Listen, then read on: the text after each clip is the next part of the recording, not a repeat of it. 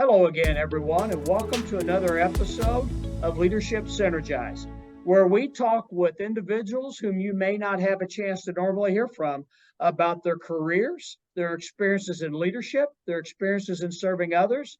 And by the way, those experiences aren't always how they've been successful. Many times it starts with failure, it starts with the journey forward by one step forward, one step one day, one step the next day, failing, getting back up, and then continuing to move.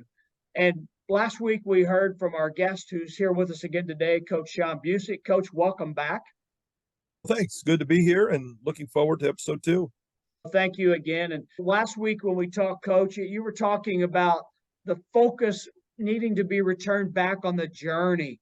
And through that journey, as I alluded to, in my experience, and I think you would concur just from previous discussions you and I have had over the past few years, there's a lot of failure along that journey. A lot of, I guess, in the athletic world where you got those gut checks to where we reevaluate ourselves or have the opportunity to.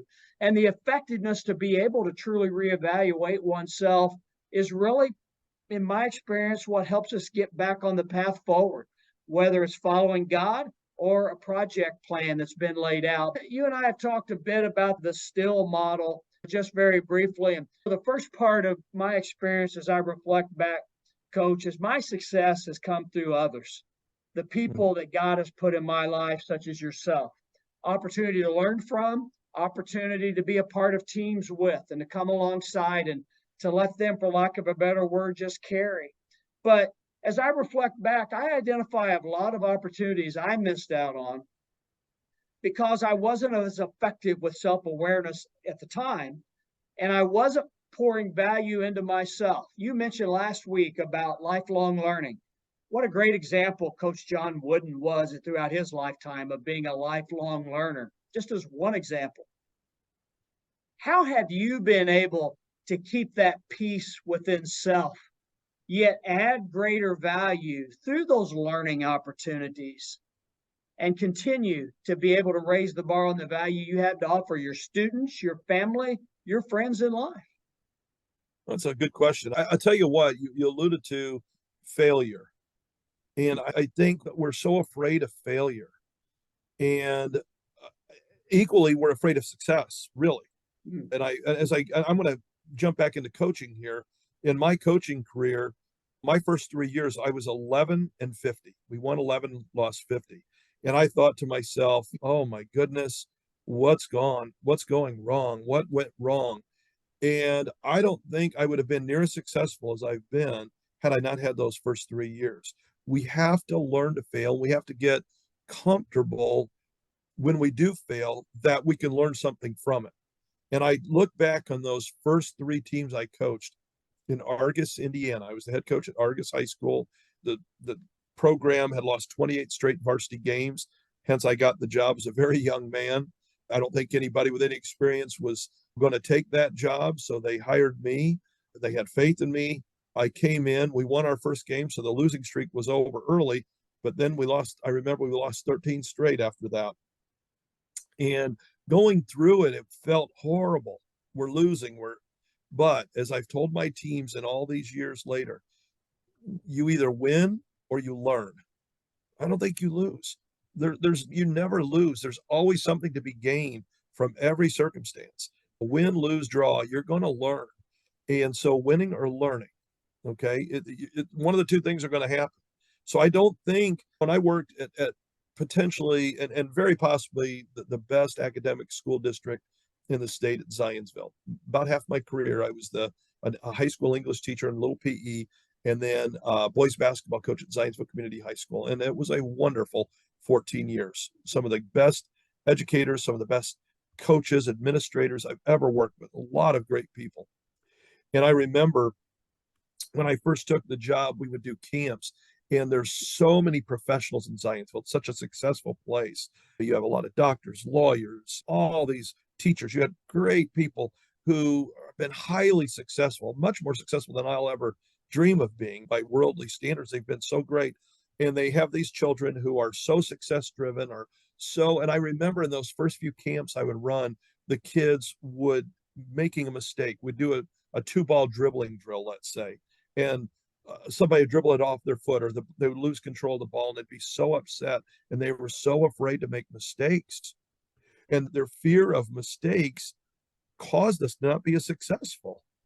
And I remember coming to this breakthrough point where I was like, no, that's wrong. You need to be comfortable with making mistakes. So I might have been the only coach, and I still might be the only coach.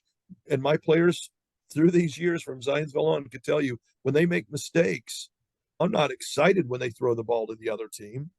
I'm talking about individual work. But when we're doing individual drills and you're going so hard, you make a mistake, I applaud. My staff and I cheer for that because they're trying to go as hard as they can go to develop a skill. So I think we need to be more comfortable with making mistakes. All of us, everybody who's listening to this, you and I can't even, Doctor, I can't even tell you how many mistakes I've made this past week. You know what I mean? Hundreds, probably, multiple mistakes on a daily basis. Boy, I shouldn't have said that. I should have said this differently. I should have, but as long as you mentioned, we're self-aware and we learn from those mistakes. I remember some of those kids started changing their attitude at those camps. Mistakes were okay. We loved when you made mistakes because that means you're going hard. And that means when you get in a game, you're going to be better because you're going at game speed. So I think making mistakes has got to also be valued. And again, we don't do it on purpose, but it's going to happen. We all make mistakes. There's not one of us who doesn't make a mistake. But can we learn from it? Can we be aware? And can we be better as a result of that mistake? And I think that has really driven me in education as well. I'm also a big advocate in the classroom of retakes and redos. A lot of teachers, it's like taboo. Oh, how could you ever let a kid retake something? You're just going to have everybody get A's. If everybody works hard enough to get A's, everybody deserves to get an A. If they're going to put the time and effort in to relearn it, I often use this in education with colleagues. If I'm teaching a gymnastics unit and let's say student A we're doing gymnastics and student A can do a cartwheel perfectly on day one, but we get to you, Dr. Smith, and it takes you 3 weeks to do it. And I get you doing it as well as student A did it 3 weeks later. Shouldn't you also receive an A? Why should we put time limits on learning? Now, I understand you've got units to get through and you can't, something from the third week of school, we can't be working on in terms of getting that grade in the second semester. But why not help people get to that mastery regardless of time? And I think that's one trend in education I'd like to see. And I know that retakes and redos is, like I said, a taboo subject in some corporations. But I really believe students that are willing to put in the time and extra effort to receive those grades and get that mastery, why not allow them to do it? We do it. It happens in real life.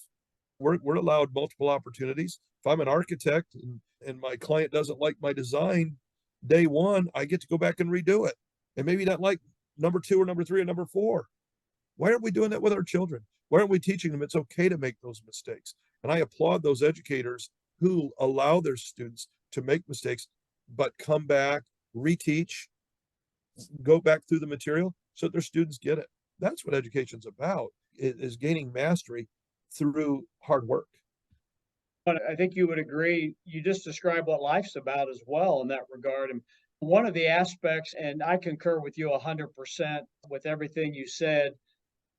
One of the aspects when I go back to my maybe early teen, preteen years, and I consider when you receive feedback in that era, and even for the next 20, 30 years, and it still exists today, feedback was on what you did wrong and harping on what you did wrong.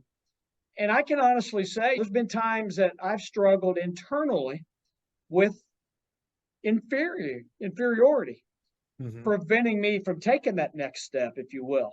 And that's all on me in that regard. But as being in this great place in life, and I think I read just the other day, next year, the largest group ever will hit 65. And I'm going to be a part of that sequence. God has brought to a point now, and I'm sure, Coach, you alluded last week, and in everything you say in all of our discussions since we've known one another, the fog's gone. We can look back now at our point because we're at that peace point. And for you and I, it's that relationship with Christ. Not that we're doing it all right. In fact, I'm probably doing it wrong very much more than anyone today. But that relationship of being at peace to where we could just be still and know He is God. But I can reflect back now and understand that I've been harder on myself because the mistake aspect almost automatically led to an inferior feeling that I'm not good enough to offer advice or I'm not good enough to take on that task. And there's individuals who struggle with that, maybe more so today. We've had the COVID pandemic 3 years ago, the social media aspects and some of the ways it's used so wrong. It's not maybe the tool itself or the tools themselves, it's how those individuals who may prefer to utilize things for harm rather than good get in the way of the growth of individuals today. Oh, no question. And I think everybody wants to feel accepted. They want to feel appreciated. They want to feel they have value. And what we don't understand is that everybody brings value. Being in the classroom, I remember on several occasions being in the classroom and having students who struggled with language arts, English. And I remember it's hard when you're not successful and you're around people who are, and all of us are weak in some areas. I might be the least handy person who ever walked the face of the earth. I can't fix anything. And I remember having a student who just really mightily struggled in one of my English classes, and I was having some problems with my car. I can't fix cars. I'm totally dependent on car dealerships and mechanics. You know what I mean? I can check the oil, and in the way today's cars, the electronics, I don't know if I can, who knows how that's changed. But I think of individual students who I've had who were struggled in my English class, but boy, if I had a problem with my car, they could fix it like that. You don't think that kid's going to bring value somewhere? I rely on that kid. Today, those kids that want to be doing a trade, I think we've going back to education. I keep going back to education, but we want to pigeonhole everybody taking the same courses. I've long thought that we should have specialized schools, which we're now seeing in certain districts, where I can go learn to do hair. You know what I mean? Be a hairstylist, or I could go learn to be a builder. We need all these people, and they all bring value. Every person alive brings value. And I think once we come to that realization that my value can't be based on what I can't do, but what I can do, and then I just find that niche, and that's where I'm at. And being an electrician, a mechanic, a pipe fitter, whatever it might be, those are high value. Being a bus driver, being an aide, being whatever it is. I'll tell you the most from education, the most important people in our school are the maintenance and custodial staff. I don't care what anybody says. Those people Exactly. who everybody would say, oh, they're just the janitor, or they're just, no, they're very important to the operation of a school corporation. And then bringing it back into sports, the managers. I guarantee the worst losses I have each year is when I lose a great manager. Managers are so important to this. So I think again, we don't look at the value people bring. We look at are they reaching this or that educational peak that we're looking for? Not everybody's meant to go to college. Now, if they want to go, they certainly should have that opportunity. But why not bring value to that kid who is going to that auto trades class, who can fix anything for you? Yeah, he knows how to do, he needs to know to do basic writing and math and things like that. But he brings great value to our society. And I think sometimes we lose sight of that. And a part of that is, as you mentioned, our losing focus of self awareness and disappointed, oh, I can't do it. I think once we get comfortable with who we are, then we can be successful. And I also mentioned, and I'm sorry to belabor this, but some people are afraid of success equally as much because all successful people have something in common. They've worked extremely hard at their craft, and nobody wants to be thought of as strange. You and I have both encountered those kids when we were children. That kid who was the smartest kid in your class, he or she was studying all the time, and all that nerd's bringing all those books home and this and that. And it's people don't want to be called out. I would rather just slide through and think about all the students you've had in the classroom. I would say a majority of mine and your students and all the teachers, students who might be listening to this are kids who just want to, not that they're just trying to get by, but they don't want to be noticed. They just want to go through because to be called out, good or bad, is tough. And we reflect on that too much. It is. And coach, you talk about individuals who are a bit shy about success. I wonder how much of that might be related to the fact that they really haven't defined what success is for them on their own merit, so to speak. Many times we pigeonhole what success is by what society calls success.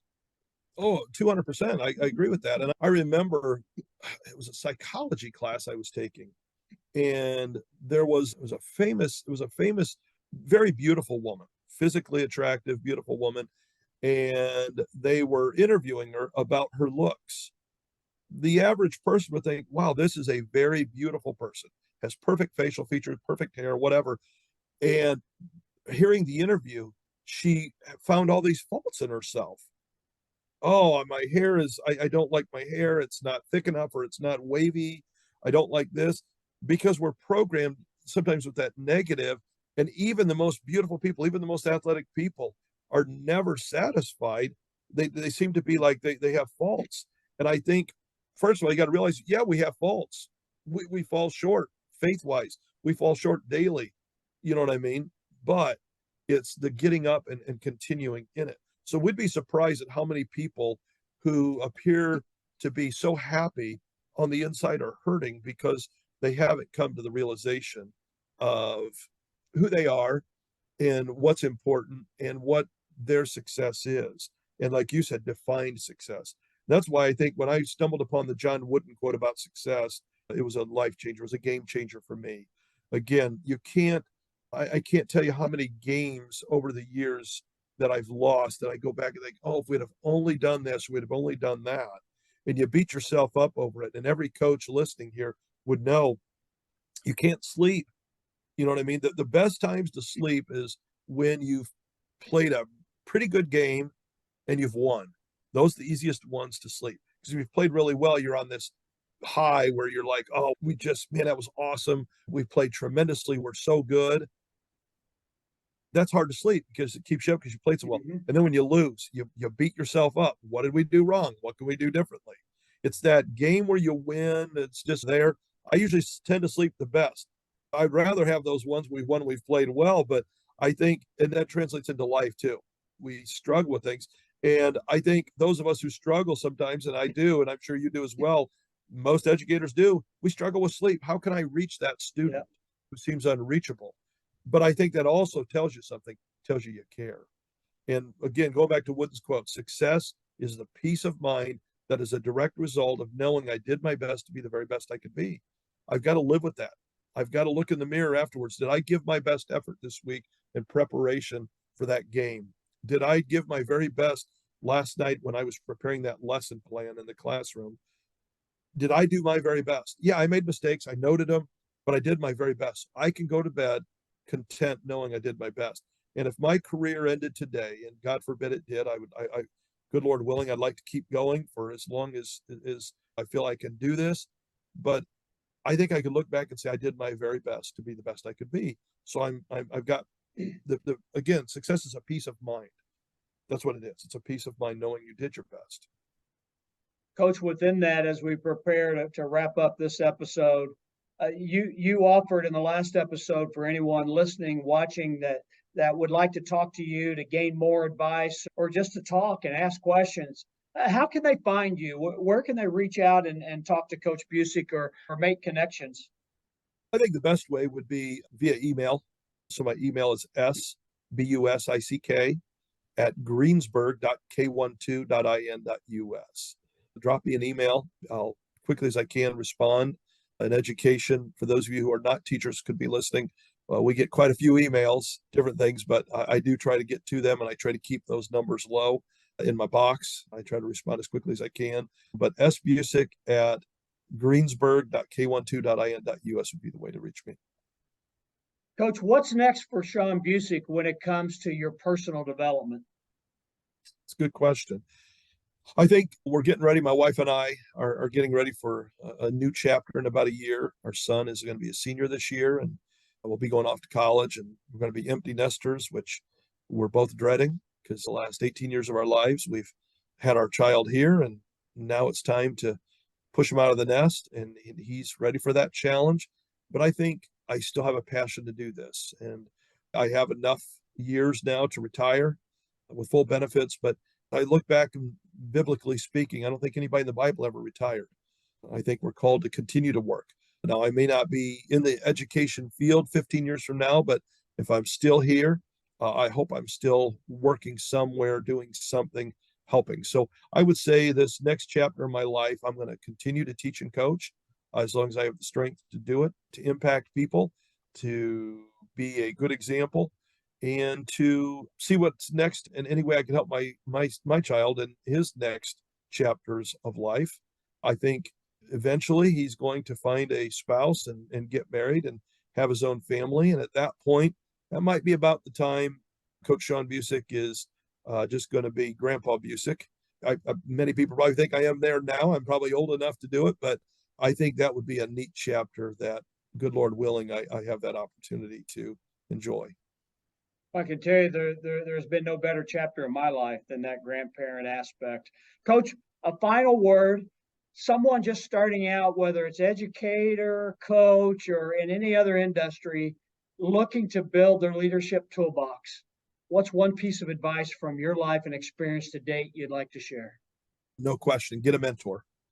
Get a mentor. Get a mentor. Get somebody who's in the field you're in, who has a passion for it, but more importantly, has a passion for people and helping others. They're there.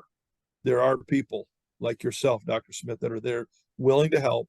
There are people there that are willing to do their best to see that you grow as well.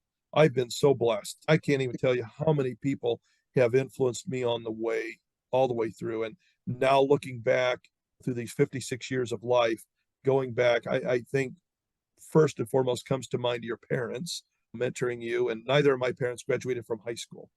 And that doesn't make them any less great parents. They loved me. They did things for me. They selflessly sacrificed for me that I could get where I wanted to go in my life.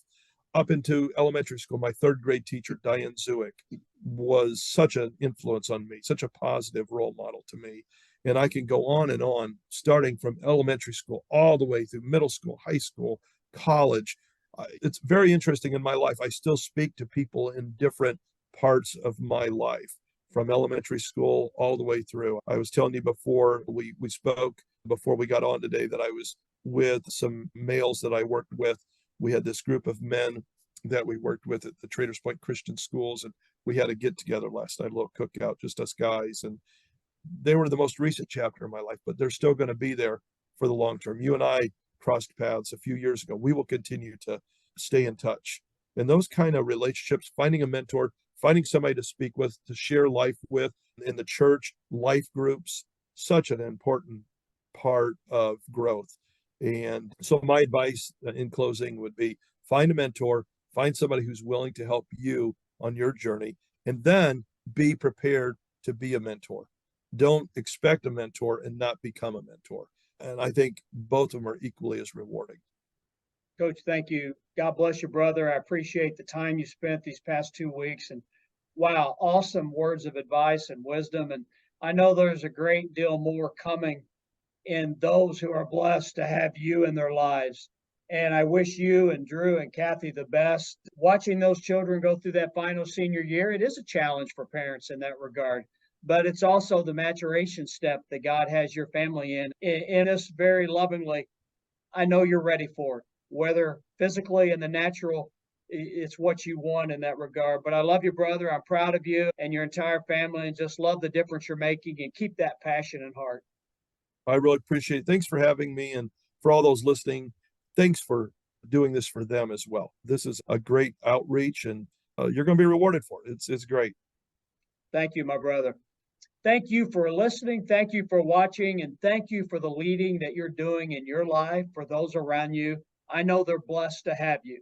Keep in mind, again, as Coach Busick indicated a moment ago, by being still at times when life is racing forward, when others are dictating what the priorities should be in multiple ways. By being still, you step back, you allow love to come into your leadership, and you serve yourself, and you don't add value to those others in your life, you multiply. God bless you. I appreciate you.